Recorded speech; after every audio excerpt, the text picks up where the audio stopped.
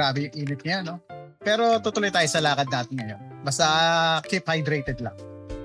Wala lang tayo may content, kaya samahan niyo muna ako. Time check is 10:05 na pala.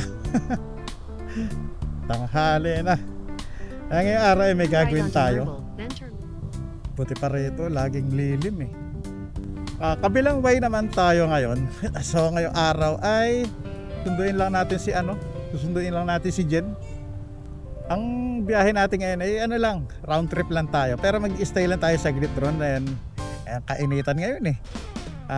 Babalik na lang tayo pa uwi pagka mabanda siguro alas 4 para medyo malamig-lamig na. Meron lang naman tayo isang oras.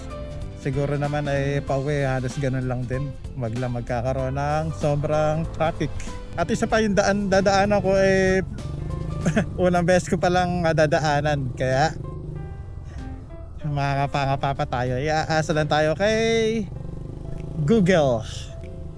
At sana hindi tayo iligaw. Dito ang daan natin sa may Padampalit na tayo eh. Tapos Valenzuela. Paglagpas lang naman natin ng tulay dyan mabilis-bilis na ang andar natin. Mas presko na. Kaya ayan may dala akong extra helmet dahil nga susunduin natin si Jen. I found a faster route which saves 3 minutes. If you prefer to stay on the current route, tap no thanks. 3 minutes lang naman. Mas prepare natin dumaan sa medyo hindi highway. Hindi malalaking kalsada. Mga loob-looban ba? Alright, ito ang Santo Rosario Parish. Ayan. Na tayo sa medyo masisikip. At dito maluwag-luwag na. Let's go! Ayan, malamig-lamig na.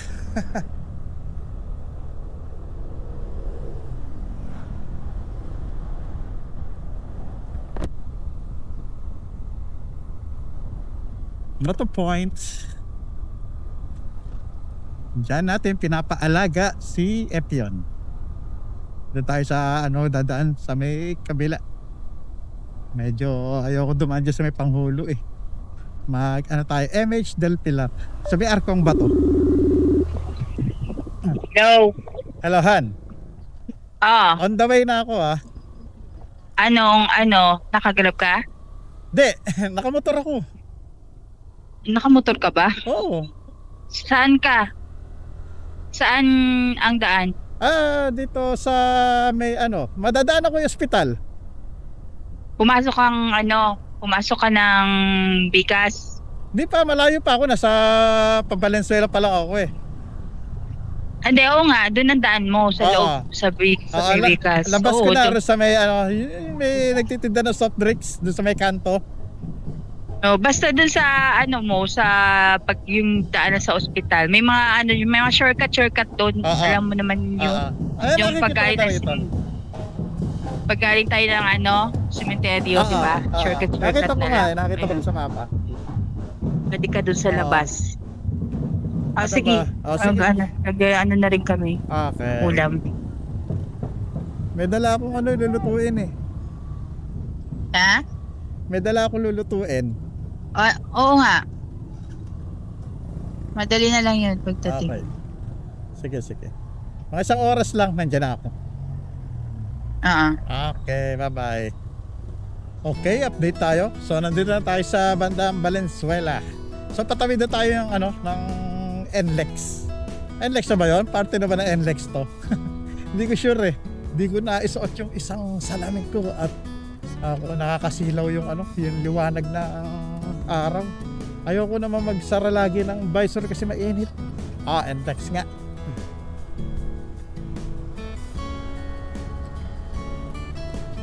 Tayo Paso de Blas. Ito pala yung lugar na to. Wala bang rito? Wala stoplight. Stoplight, ingat ka palaro sa kantong yun. Okay, dire-diretso tayo. So ang tinataha ko ngayon ay Diamond Road. Ewan ko kung anong parte na to, kung Valenzuela pa rin ba Novaliches na. Grabe. Nakagulat yung mga lubak dito. Dahan-dahan ka lang pala. Kala ko maayos yung kalsada. 200 meters, turn left onto Teophilo Samson Avenue. Okay, turn left daw tayo.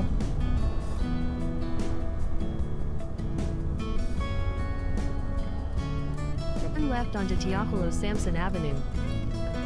Okay, nalubak.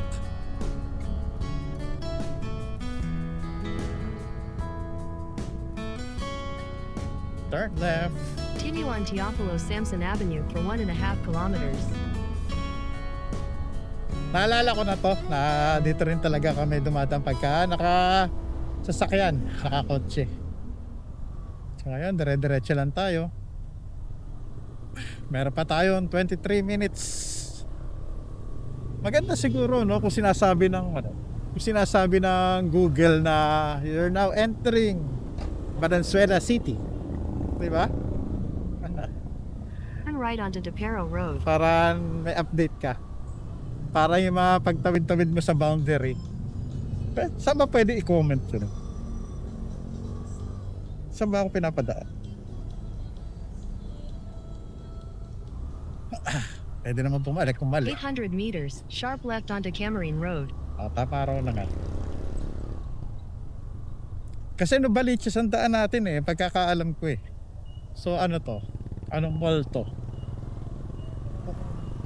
Ito ay ano? Primark Center?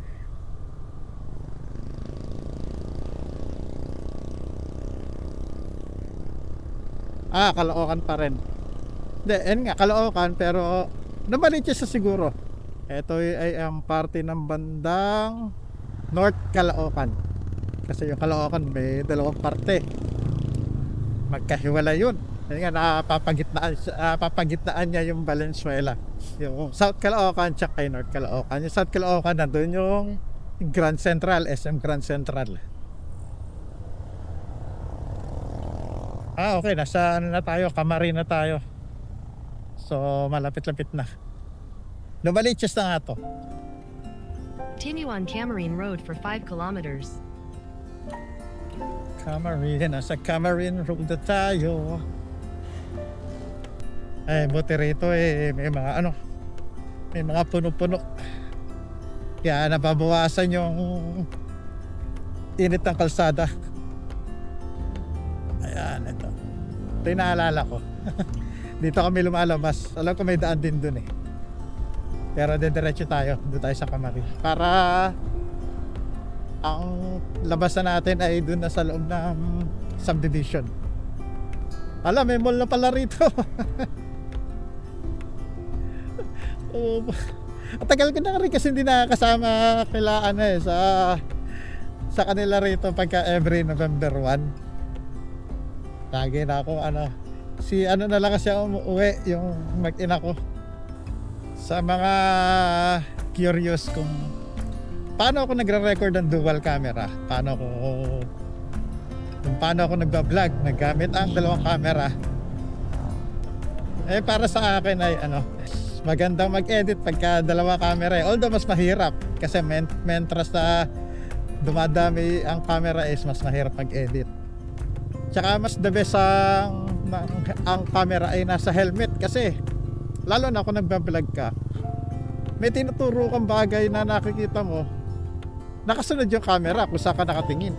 Hindi ka tulad doon nasa dibdib mo. Diretso lang. May tinuturo ka pero hindi nakikita ng viewer.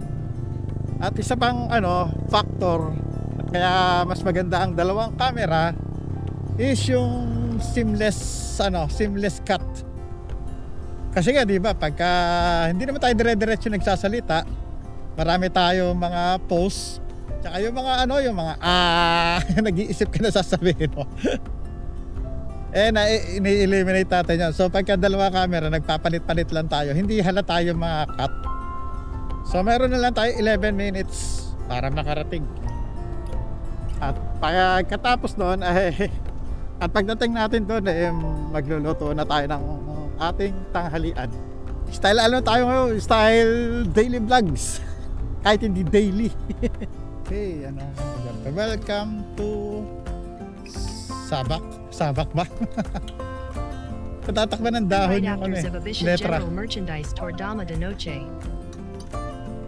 Tapos alam ko, merong lilikuan dito na maliit lang na kalsada eh. Na skinite. Na sakto lang. Ito to, yung pataas. May sakto lang yung isa sasakyan.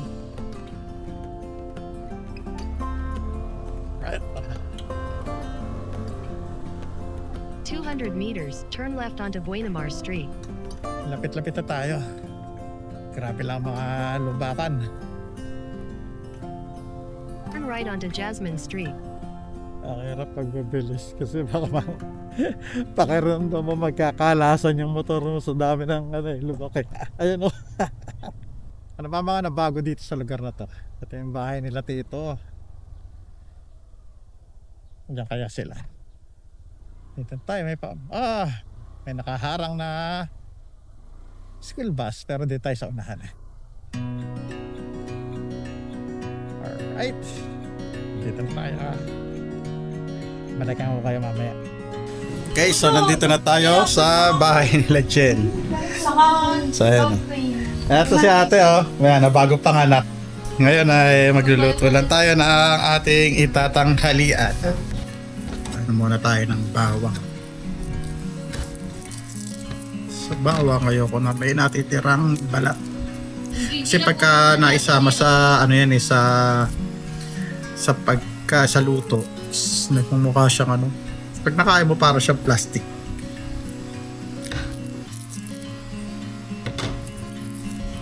Tapos sibuyas. Kaso yung available din na sibuyas is yung kulay pula.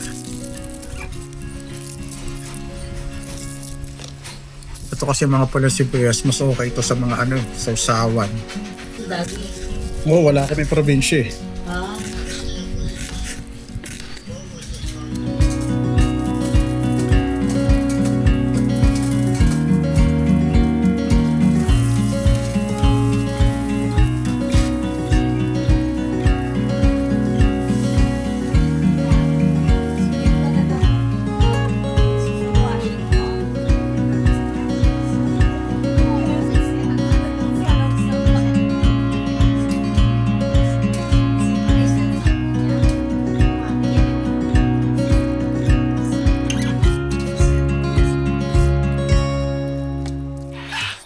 Hindi pantay.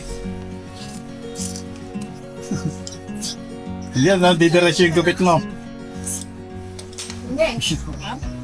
Okay, konti na lang to. Medyo malambot-lambot na yung baka.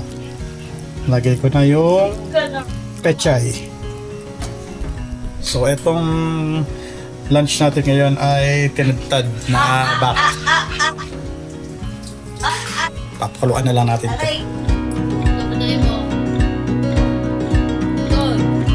Matapos man ang halian, nagpahinga muna kami sandali. Halos palubog na ang araw nang magpasya kaming umuwi. Tapos pinabili ko siyang bangus sa amin, yung boneless. O tapos hiwalay kong yung plastic, by paper, dala-dala. Pwede mo prito ka ako, mo lang. Low lang. Kabila ka. Alam mo, nandito sa amin, langka. Langka. Ni Kuya Charles. Daan ba tayo kay Charles? Hindi naman tayo pansinin.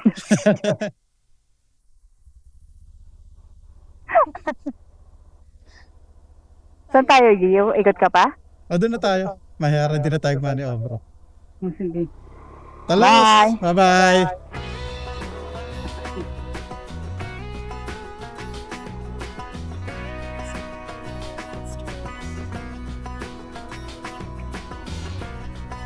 Naggas ka. Nagpakarga ako kanina umaga. Yung kaibigan ni, dito nakatira, yung asawa ni Cathy. Yung na-meet natin, asawa ni kaibigan ni Cathy. Sa Dubai. Yun, dito yun. Dito yun yung nakatira. Bahay nila.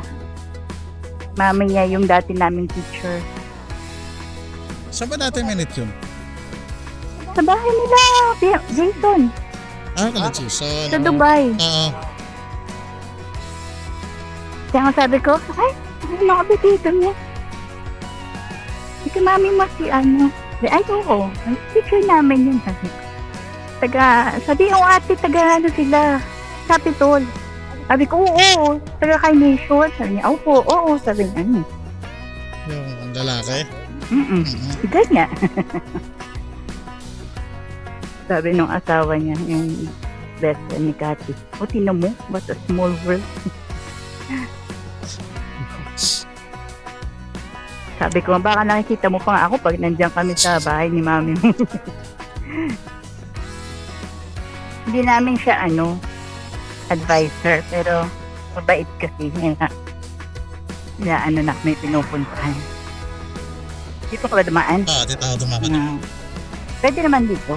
Pwede rin doon. Ngayon lang din ako madadaan dito. After 10 years. Di ba kayo rito dumaan pa uwi kayo? Hindi. Doon, sa kabila. Sabi mo maraming Pangat lang ng rito, daan eh. Wala akong matanda ang bahay.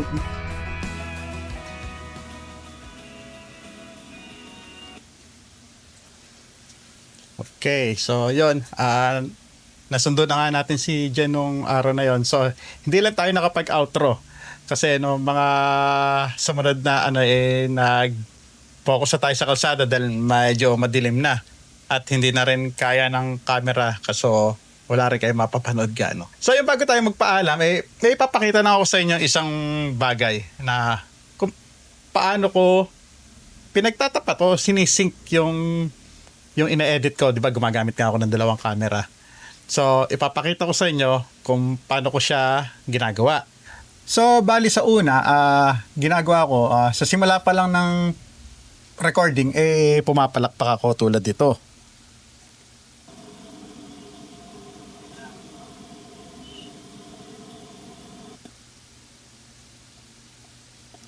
So, ayan.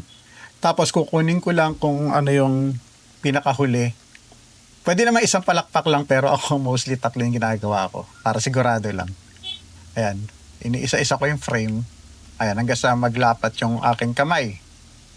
So, ayan. Tapos, ima-mark ko na yan ng mark in. Ito. Ayan.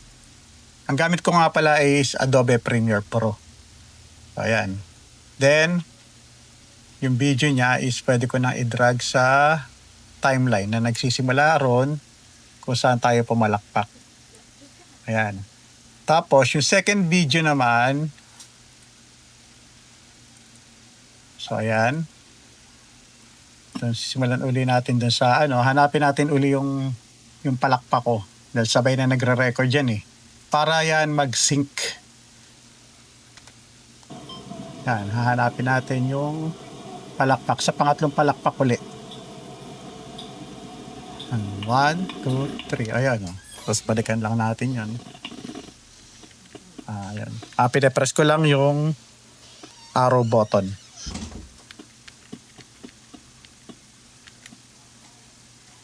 So ayan. Then mark in uli. Ayan. Mark in. Then, eto naman part na to is hindi ko na kailangan yung audio. Kaya mula dito, ito yung audio niya, ito yung video. Yung video lang kukunin natin. So, ito lang yung dadrag natin dun sa timeline. So, ayan. Kaya, yan. Tapat na yan. Nakatapat na yan. Sakto na yan. So, dyan ako magpapalipat-lipat ng camera. So, ayan na nga. So, ganun lang yon. So, papalakpak ka. Then, yon. Isisync na natin. Kung sa mga nagtatanong kung paano kung umaandar tayo. So, papalakpak ka pa rin. Good morning mga viewers! Hindi. Huwag niyang gagawin yon. So, gagawin ko lang is, magtatap lang ako somewhere na kita sa parehong camera para magkaroon ako ng marker kung saan ko siya itatapat. So, maraming way paano isync yung dalawang camera. Pwedeng pitik lang. Pero ang pinaka-convenient sa akin is yung pag-tap somewhere o pagpalakpak bago umalis. So, hanggang doon lang naman. So, maraming salamat sa panonood. So, tulad nga na sinasabi ko, sa mga hindi pa nakasubscribe, please like and subscribe and libre naman po yan. So, hanggang sa muli, God bless and stay safe. Si Reggie lang ito nagpapaalam. But I got you close and